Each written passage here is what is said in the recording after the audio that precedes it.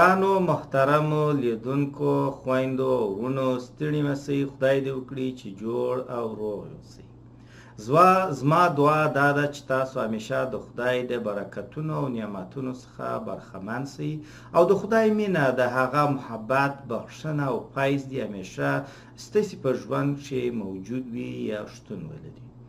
دوستانو دا د مسیحي افغانانو انټرنیټي تلویزیون دی او موږ د مسیحي افغانانو د انټرنیټي تلویزیون د خپرونو د لارې هڅه کوو چې تاسو ته د خدای د کلام هغه پیغامونه چې د خدای ویناوې دي د خدای د خوا څخه دي تاسو ته در ورسوو. دوستانو دا خپرونې یوازې د پښتنو دپاره د هغو پښتنو دپاره چې غواړي پر حقیقت او پر رښتیا باندې پوه سي. هغه پښتانه چې پر حقیقت او پر رښتیا باندې باور ولري او نه غواړي چې پر غلطو او بې مفهومو اعتقاداتو عقیدتونو او افکارو باندې باور ولري. دوستانو موږ په دې خپرونې کې هڅه کوو چې تاسو ته د مسیحیانو د عقیدې په هکله هغه عقیده چې مسیحیان د خدای پر کلام باندې لري پوه کړو. مسیحیان د خدای پر کلام باندې باور لري، یعنی مسیحیان د خدای پر کتاب باندې باور لري. مسیحیان پر هغو آسماني کتابونو باندې باور لري کوم چې د خدای د خوا څخه دي. هغه کتابونه چې د خدای د کلام او ویناو څخه ډک دي. هغه کتابونه چې په کښې کې موږ د خدای د کلام د هغه د ذات او د هغه د ارشاداتو او د هغه د ویناو په هکله کولی سو مطالعه وکړو. دوستانو کله چې موږ وایو آسماني کتابونه زموږ هدف دا نه دی چې یو کتاب د اسمان څخه راښوه سوی دی راکښته سوی دی او هغه بیا موږ آسماني کتاب بولو. آسماني کتاب معنا یې دا دی هغه کتاب چې د خدای د خوا څخه وي، یعنی هغه کتاب چې د خدای د کلام څخه ډک وي، هغه کلام چې د خدای د خوا څخه وي، هغه کلام یا وینا چې د خدای حقیقي او رښتینی چې شوي کلام یا وینا وي، نو هغه کتاب آسماني کتاب دی. هغه کتاب موږ آسماني کتاب بولو، یعنی هغه کتاب چې په واقعیت سره په حقیقت سره د خدای د خوا څخه وي. مسیحیان پر آسماني کتابونو باندې باور لري، مسیحیان د خدای پر کلام یا پر ویناو باندې باور لري او مسیحیان د خدای کلام مني او د خدای د کلام په مطابق عمل کوي، یعنی د خدای د کلام څخه د خدای د کتاب څخه چشکی اطاعت کوي. یا په پښتو ژبه کې ورته مننه وایي، یعنی مسیحیان د خدای د کلام څخه د خدای د ویناو څخه د خدای د احکام او اوامر څخه مننه کوي، یعنی اطاعت کوي. دوستانو آسماني کتابونه کوم کتابونه دي؟ زه بیا هم غواړم دا تکرار وکم چې آسماني کتابونه کله چې موږ وایي آسماني کتابونه زموږ هدف دا نه دی چې یو کتاب د اسمان څخه راښوه سوی دی، یعنی هغه کتاب چې د خدای د خوا څخه دی، هغه کتاب چې په رښتیا سره په هغه کښې د خدای کلام، د خدای ویناوې، د خدای اوامر او د خدای احکام راغلي دي یا راغلي وي یا په کښې کې موجود وي. دوستانو مسیحیان پر آسماني کتابونو باندې ایمان لري. آسماني کتابونه کوم کتابونه دي؟ په دنیا کې درې آسماني کتابونه شتون لري یا موجود دي چې هغه کتابونه عبارت دي له تورات، زبور، انجیل. او بیا په دنیا کې صحیفې شتون لري یا موجود دي. هغه صحیفې چې د انبیا صحیفې بلل کیږي، د انبیاو صحیفې بلل کیږي، هغه صحیفې چې هم د خدای د خوا څخه دي. یعنی مسیحیان پر دا ټولو پر دا ګردو یا صحیفو باندې او پر آسماني کتابونو باندې باور لري. یعنی مسیحیان پر تورات باندې باور لري، پر زبور باندې باور لري، پر انجیل باندې باور لري او پر آسماني یا د انبیاو پر صحیفو باندې هم باور لري، عقیده لري، ایمان لري. مسیحیان تورات مني او آیا مسیحیان زبور مني؟ هو مني. آیا مسیحیان انجیل مني؟ هو مني. آیا مسیحیان د انبیاو پر صحیفو باندې باور او ایمان لري؟ او باور او ایمان لري. آیا مسیحیان د دغو ټولو کتابونو او صحیفو څخه اطاعت او مننه کوي؟ هو کوي. آیا مسیحیان پر هغو ټولو پر هغو ګردو احکامو او اوامرو باندې چې د خدای د خوا څخه دي او په دغو درو کتابونو کښې او په دغو صحیفو کښې راغلي دي پر ټولو باندې باور او ایمان لري او اطاعت ورڅخه کوي؟ هو، باور او ایمان لري او اطاعت ورڅخه کوي. نو دا خبره باید چې روښانه او واضحه سي چې ټول خلک باید پوه سي چې مسیحیان پر ټولو کتابونو باندې باور لري. زه کله چې زه وایم ګرده کتابونه، زما هدف چې دی یعنی تورات، زبور او انجیل. او کله چې زه وایم مسیحیان پر ټولو صحیفو باندې باور لري، کومې صحیفې؟ هغه صحیفې چې د انبیاو صحیفې دي، هغه صحیفې چې د خدای د خوا څخه دي. نو مسیحیان پر دغه کتاب باندې باور لري او دغه کتاب چې شي ورته وایي سپېڅلی کتاب. د مسیحیانو په سپېڅلي کتاب کښې په اول سر کښې موږ تورات لولو او بیا وروسته زبور او بیا د هغه څخه بعد د انبیاو صحیفې او د هغه څخه بعد بیا انجیل. یعنی کله چې ته د مسیحیانو دا مقدس کتاب د سپېڅلي کتاب خلاصوي، نو هلته اول ته څه شي ګورې؟ د تورات کتاب ګورې، د تورات کتاب وایې. او کله د هغه څخه بعد بیا ته د زبور کتاب ګورې او د زبور کتاب وایې. او د زبور څخه بعد بیا ته د انبیاو صحیفې وینې او د انبیاو صحیفې ته وایې. او د انبیاو د صحیفو څخه بعد بیا ته څه شي وینې؟ ته د انجیل کتاب وینې او د انجیل کتاب وایي. یعنی مسیحیان دا ټول کتابونه وایي. مسیحیان دا نه وایي چې دا کتابونه باطل سوي دي. مسیحیان دا نه وایي چې دا کتابونه څه شي دي؟ دا کتابونه منسوخ سوي دي. بلکې مسیحیان وایي چې دا کتابونه آسماني کتابونه دي، دا کتابونه د خدای د خوا څخه دي، دا د خدای کلام دی، دا د خدای ویناوي دي، دا هیڅ کله هم نه باطلیږي، دا هیڅ کله هم نه منسوخ کیږي. بلکې مسیحیان داسې یو عقیده او باور لري چې تورات چې دی هغه د زبور تایید کوي او زبور چې دی د انبیاو د صحیفو تایید کوي. بیا تورات او زبور او د انبیاو صحیفو هغه د چی شي ملاتړ، حمایت او تایید کوي؟ د انجیل حمایت او ملاتړ کوي. مسیحیان وایي کله چې ته تورات وایي نو په هغه کښې ته داسې وړاندوینې او پیشګویي، داسې وړاندوینې وینې چې هغه د زبور په هکله دي.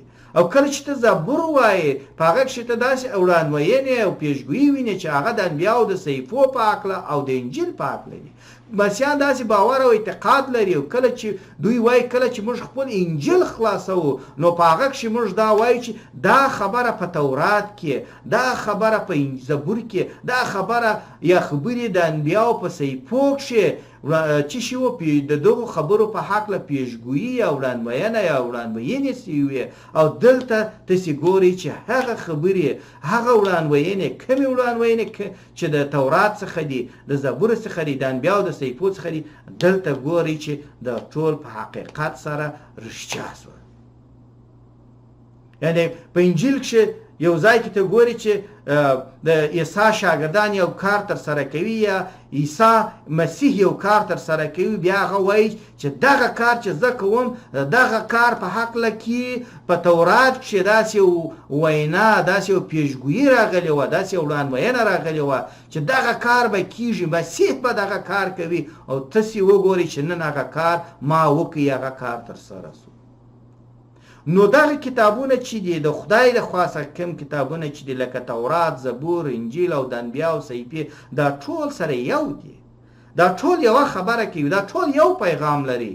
د تورات، د زبور، د انبیاو د صحیفو او د انجیل پیغام یو پیغام دی. او هغه پیغام څه شی دی؟ چې بشر ګناهکاره دی، ګناهګاره دی، بشر ګناه کړی ده. خو خدای د بشر سره مینه لري او خدای غواړي چې و بشر ته خلاصون ورکړي. او مسیح عیسی دغه کار دپاره و دنیا ته رالی چې د بشر دپاره د خلاصون لاره خلاصه کړي، د نجات لاره خلاصه کړي. نو مسیح سره راغلی چې هغه لاره خلاصه کړي او مسیح سره هغه لاره خلاصه کړه او نن د خلاصون او د نجات لاره خلاصه ده د هر هغه چا دپاره چې باور وکړي. دا د تورات پیغام دی، دا د زبور پیغام دی، دا د انبیاو د صحیفو پیغام دی او دا د انجیل پیغام دی. یعنی کله چې تورات وایي چې مسیح راځي، هغه ژغورونکی دی، هغه د بشر د ژغورنې لپاره راځي. کله چې ته زبور وایي چې مسیح ستاسې ژغورونکی دی او هغه ستاسې د ژغورنې لپاره راځي، هغه ستاسې د خلاصون لپاره راځي. او کله چې ته د انبیاو صحیفې وایې، هغه هم وایي چې مسیح ستاسې ژغورونکی دی او هغه ستاسې د ژغورنې لپاره راځي او تاسې ته ژغورنه درکوي، تاسې ته خلاصون درکوي.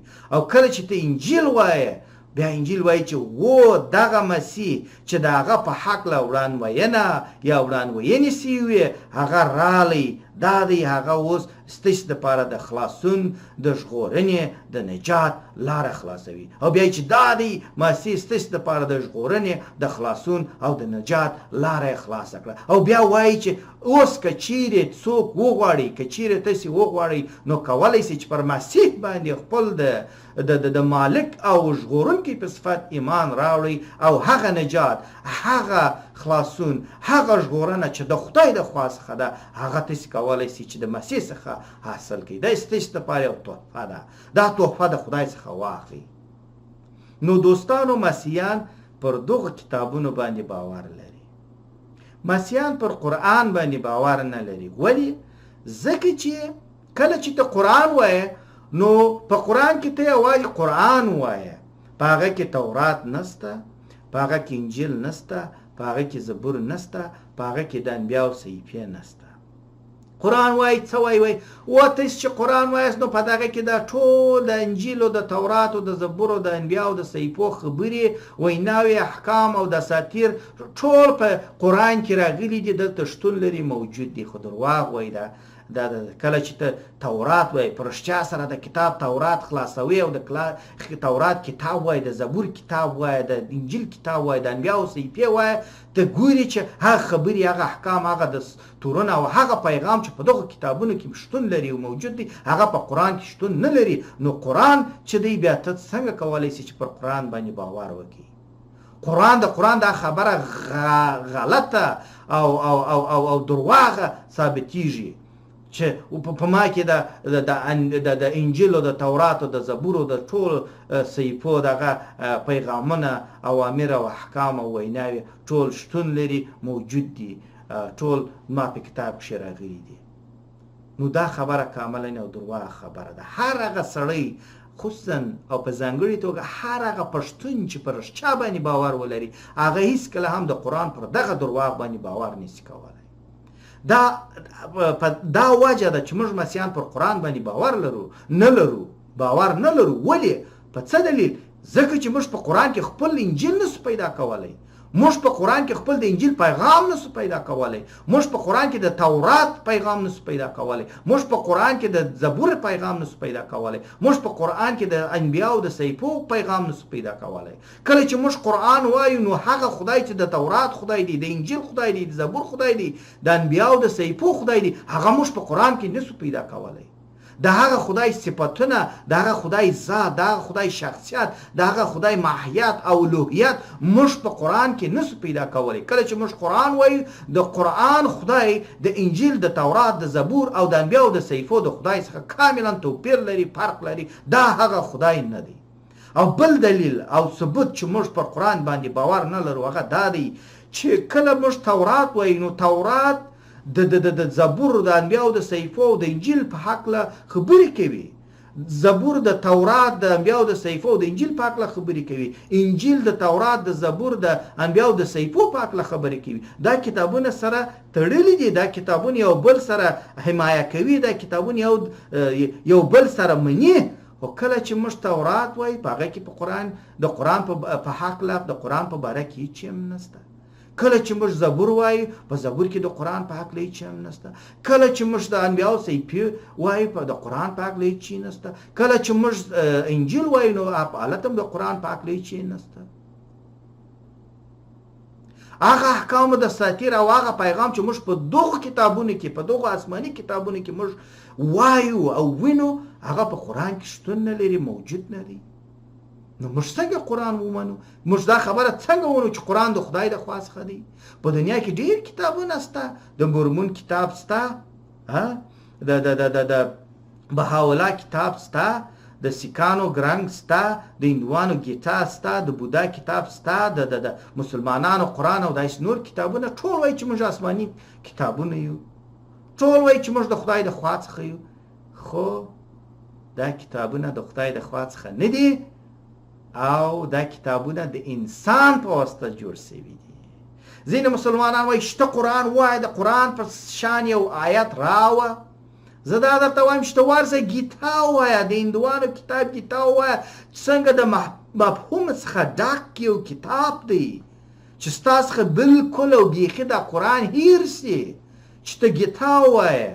نو ته ورځه د ګیتا په شان یو آیت راوه، ته خو یوازې قرآن وایه او ځان ته مست یې. ته ورځه د سیکانو دا ګران کتاب ووایه، ته د بهاءالله کتاب ووایه، ته د مورمون کتاب ووایه، ته راځه د تورات انجیل زبور د انبیاو صحیفې ووایه، بیا ووایه. ته خو یوازې خپل قرآن وایه، د ځان سره مست یې او د قرآن پر معنا باندې نه پوهېږې. ولې؟ ځکه چې قرآن په عربي ژبه باندې راغلی دی او ته پر عربي باندې نه پوهېږې. دغه ستا مشکل دی. وای په قرآن کې ډېرې معجزې شته. کومه معجزه شته؟ قرآن د ساینس په هکله هر څه وایي. وروره ځان مه غولوه، چټیات دي ټول. خیر، زه د قرآن په هکله خبرې هېڅ هم نه وایم، خبره نه کوم، خو زه دا وایم چې کله چې ته تورات وایي، کله چې تورات دا خبره کوي ټول بشر دې منتظر وي و چاته؟ و عیسی ته.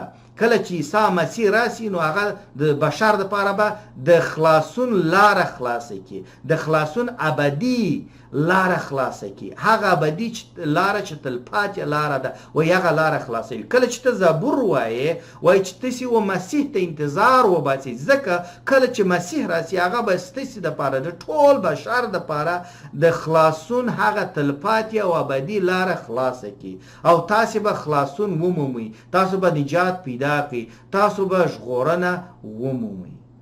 کله چې ته د انبیاو صحیفې وایي، دوی هم دا خبره کوي چې تاسې و مسیح ته انتظار وباسئ. کله چې مسیح و دنیا ته راسي هغه به تاسې ته د خلاصون لاره خلاصه کړي. یعنې د خدای او د انسان تر منځ چې د ګناه کوم مشکل دی، وایي دغه مشکل به مسیح له منځه یوسي، دغه مشکل به مسیح منحل کړي، دغه مشکل به نور موجود نه وي. تاسې به د دغه مشکل څخه خلاصون پیدا کړي، ژغورنه پیدا کړي. مسیح وایي دا کار ستاسې دپاره کوي. او کله چې بیا موږ انجیل وایي، بیا انجیل موږ ته څه شی وایي؟ دا دی مسیح راغلی او د خلاصون هغه لاره یې خلاصه کړه. ستاسې او د خدای تر منځ چې کوم مشکل و، یعنې د ګناه مشکل، هغه حل سو. تاسې نور دا مشکل، تاسې بالا دا مشکل د خدای سره نه لري، ستاسې دغه مشکل، دغه مسئله حل سوه. تاسې یو بل ژغورونکی، یو بل نبي او رسول ته ضرورت نه لري، اړتیا نه لري. مسیح هم دا خبره کوي چې ستاسې مشکل په ما کښې حل سو، تاسو خلاصون حاصل کړئ، ژغورنه مو حاصل کړه، نو تاسې نور یو بل نبی یا خلاصونکی یا ژغورونکی ته ضرورت نه لري. مسیح دا خبره هم کوي چې زه آخرنی رسول یم، نبی یم، ژغورونکی یم. زما څخه بعد نه کوم پیغمبر راځي، نه کوم رسول راځي، نه کوم نبی راځي او نه کوم ژغورونکی راځي.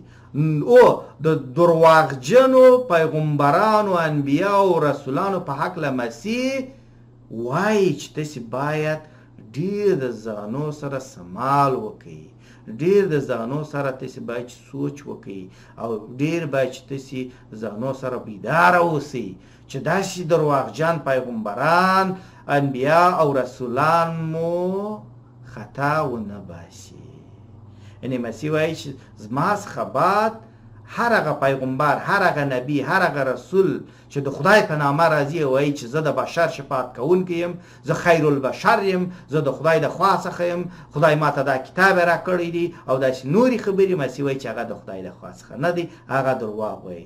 په ما کښې د انبیاو، د رسولانو او د پیغمبرانو هغه رشته چې وه، هغه سلسله چې وه ختمه شوه. وای زه آخر الانبیاء یم، زه آخر المرسلین یم، زه آخر د پیغمبران یم، زه هغه آخرنی چې یم خلاصونکی یا ژغورونکی یم. مسیح دا خبره وموږ ته کوي. نو کله چې تورات وایي چې زموږ مشکل په مسیح کې حل کیږي، کله چې زبور وایي، کله چې د انبیاو صحیفې وایي چې ستاسې مشکل په مسیح کې خلاصیږي، حل کیږي، او کله چې موږ انجیل وایو او انجیل دا خبر راته کوي چې ستاسې مشکل په مسیح کښې حل سو، نو موږ بیا محمد څه کوو؟ موږ بیا قرآن څه کوو؟ موږ مشکل خو په مسیح کښې حل دی، نو موږ پر مسیح باندې ایمان راوړو او وایي چې مسیح زموږ خلاصونکی دی، هغه زموږ ژغورونکی دی، هغه زموږ نجات ورکوونکی دی، هغه موږ ته د ګناه څخه نجات ورکوي او دا نجات د ژغورنې د خلاصون لاره یې راته خلاصه کړې ده. نو زموږ مشکل حل دی، نو موږ یو بل شفاعت کوونکی څه کوو؟ مسیح وایي چې تر ما بعد، زما څخه بعد بل پیغمبر نه راځي، نو موږ د محمد خبره څنګه ومنو؟ مسیح وایي چې زه د انجیل چې دی هغه آخرنی کتاب دی، نو بیا زه د قرآن د محمد خبره څنګه ومنم چې قرآن هم د خدای کتاب دی؟ نو دوستانو راسي یو څه لږ سوچ وکړي. یو سړی راپورته سو، د هغه نوم محمد و، د عربستان څخه و، هغه خپل کار یې وکړي، مطلب ډېرې ښځې یې وکړلې، مطلب عیش نوش یې وکړي، ژوند خپل ژوند یې ښه تېر کړي، ښه ساعت یې تېر و، ساعت یې ښه تېر و، او داسې څه خبرې یې وکړلې چې دغه کتاب د خدای د خوا څخه دی او دا د خدای کلام دی، د خدای ویناوې دي، د خدای خبرې دي او دا زما خبرې دي، لکه حدیث او داسې نور شیان، دا ستاسې دین دی، دا ستاسې شریعت دی او تاسې باید چې ما ومنئ، زه پیغمبر یم. یو سړی یو خبره وکړله، اوس داسې هغه سړی اوس نسته، 1400 کاله کېږي چې هغه مړ سو، ولاړی. نو تاسې اوس هم د هغه خبره منئ؟ تاسې ولې د خدای خبره نه منئ؟ د خدای هغه خبره چې په تورات کې راغلې ده، د خدای هغه خبره چې په انجیل کې راغلې ده، د خدای خبره چې په زبور کې راغلې ده، د خدای هغه خبره چې د انبیاو په صحیفو کې، هغه خبرې چې د انبیاو په صحیفو کې راغلي دي. ولې تاسې د خدای پر کلام باندې باور نه کوئ چې د محمد پر کلام باندې باور کوئ؟ محمد وایي چې د جبرائیل ما ته راغلی، شاهد لري یا نه لري؟ محمد وایي چې قرآن د خدای کلام دی، کوم شاهد لري یا نه لري؟ محمد وایي چې زه د خدای پیغمبر یم، کوم شاهد لري یا نه لري؟ اوس کله چې یو سړی په تورات کې وایي چې زه نبی یم، هغه شهیدان لري، نور انبیا او نور رسولان د هغه شهیدان دي. کله چې یو سړی په زبور کې وایي چې زه نبی یم، کله چې داود وایي زه نبی یم، نو په تورات کې د هغه د خبر د خبرې دغه سته، د هغه د خبرې هغه حقیقت او ثبوت سته. کله چې یو سړی نبی دی، خپل په صحیفه کې وایي چې زه نبی یم، دا زما صحیفه ده، د خدای د خوا څخه ده، دا د خدای کلام دی، نو د هغه تایید بیا زبور کې وي، د هغه تایید بیا تورات کې وي. کله چې په انجیل کې یو سړی وایي چې زه نبی یم، زه رسول یم، نو د هغه تایید بیا تورات کوي، د هغه تایید زبور کوي، د هغه تایید د انبیاو صحیفې کوي، نور انبیاو رسولان کوي. نو محمد تایید څوک کوي؟ ته دا تورات وایه، ته خو یو ورځ ولاړ شه، دا تورات وایه، زبور وایه، انجیل وایه، د انبیاو صحیفې وایه، د محمد نوم پکښې کې نسته، د اسلام په هکله هېڅ هم نسته. دا ټول کتابونه وایي چې خبره په مسیح کښې خلاصېږي. کله چې مسیح راسي نو دنیا ګله ګلزار شي، د دنیا دا مشکل چې د ګناه مشکل دی هغه به خلاص شي، او کله چې خلک پر مسیح باندې ایمان راوړي نو هغوی به د خدای د قضاوت څخه خلاص شي، د خدای د محکومیت څخه به هغوی خلاصون پیدا کړي، هغوی به د هغوی ګناهونه به ور وبخښل شي. نو دوستانو، مسیحیان د خدای پر کلام باندې باور لري، خو د خدای پر رښتینی کلام باندې. هغه کلام چې د خدای د خوا څخه دی او هغه کلام چې منظور یې هغه آسماني کتابونه دي. آسماني کتابونه هم داسې کتابونه نه دي چې د اسمان څخه راغلي وي. آسماني معنی یې دا ده چې یعنې هغه کتابونه چې د خدای کلام پکښې کې دي، د خدای ویناوې پکښې کې دي، د خدای خبرې پکښې کې دي، هغه کتابونه چې په حقیقت کې د خدای د خوا څخه دي. یعنې خدای د ملایکو په واسطه د انبیاو سره، د رسولانو سره، د پیغمبرانو سره خبرې کړي او بیا هغه خبرې انسانان نمشته کړي دي، یعنې لیکلي دي. هغه کتابونه لکه تورات، لکه زبور، لکه انجیل او لکه د انبیاو صحیفې، مسیحیان دا کتابونه ومني. دا 4 سره کتابونه د مسیحیانو په سپېڅلي کتاب کښې موجود دي. کله چې موږ سپېڅلی کتاب وایو، دلته په سر کې موږ تورات لرو، بیا زبور لرو، بیا د انبیاو صحیفې لرو او بیا انجیل لرو. موږ دا ګرده کتابونه منو، د ګردو څخه اطاعت کوو، پر ټولو باندې باور لرو. نو دوستانو، مسیحیان هغه خلک دي چې پر خدای باندې باور لري، د خدای پر انبیاو، رسولانو، پیغمبرانو، ملایکو باندې باور لري، او مسیحیان د خدای پر کلام باندې، یعنی د هغه پر کتاب باندې باور لري. خو هغه کتاب چې د خدای د خوا څخه نه وي، لکه قرآن، لکه گیتا، لکه ګرنګ، لکه د بهاءالله کتاب او لکه د مورمون کتاب او داسې نور کتابونه، موږ هیڅ ډول درنښت هغو کتابونو ته نه لرو. هغه کتابونه زموږ دپاره د درواغو کتابونه دي او هغه انبیا چې ادعا کوي چې دا کتابونه د خدای د خوا څخه دي، موږ هغه انبیا او پیغمبران او رسولان درواغجن انبیا، پیغمبران او رسولان بولو. او هغه ادیان چې د دغو کتابونو پر بنسټ جوړ شوي دي، هغه ادیان او مذاهب موږ د خدای د خوا څخه نه ګڼو او د خدای د خوا څخه یې نه منو. مننه دوستانو، دا وه زموږ د نننۍ ورځې خپرونه او زموږ خپرونه همدلته پای ته رسېږي. تر بلې خپرونې پورې چې بیا هم ستاسې حضور ته حاضرېږم، تاسې ټول لوی مالک او لوی څښتن او لوی ژغورونکی یسوع مسیح ته سپارم. یسوع مسیح مو مل شه. ښه ورځ او ښې چارې.